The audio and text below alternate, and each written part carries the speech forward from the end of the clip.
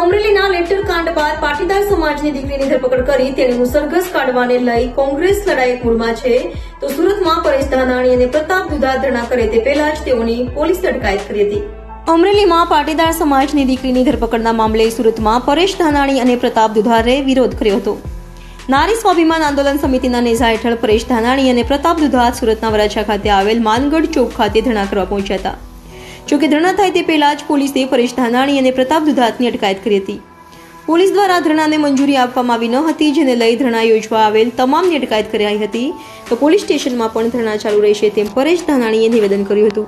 જોકે અમરેલીનો વિરોધ સુરત પહોંચતા રાજકીય માહોલ ગરમાયો છે।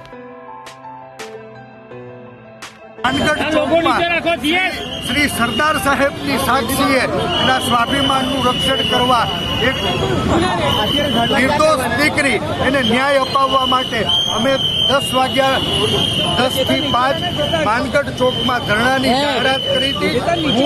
માનગઢભાઈ, પ્રતાપભાઈ અને ખૂબ બહોળી સંખ્યામાં ગુજરાતભરના આગેવાનો અહીંયા આવ્યા છે।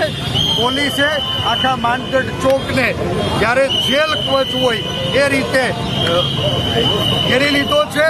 એમ છતાં અમે સરદાર સાહેબના ચરણોમાં માનગઢ ચોકના પાદરમાં વંદન કરીને વિનંતી કરી છે, હે સરદાર, તમારું સ્વાભિમાનના રક્ષણ કાજે આ ગુજરાતની એક દીકરી એના ન્યાય માટે અમે આ ધરણાને શરૂ કરી રહ્યા છીએ।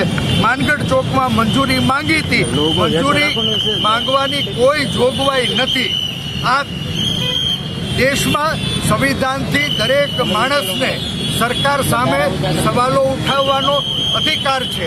આંદોલનથી તો આઝાદી મળી હતી, આજ આઝાદ ભારતમાં આંદોલન ઉપર પ્રતિબંધ કોણ અને શું કામ મૂકી રહ્યું છે, શું છુપાવવા માંગી રહ્યું છે, સવાલ છે। ત્યારે અમે સરદારની સાક્ષીએ અહીંયા જ બેસી અને ધરણા શરૂ કરીએ છીએ।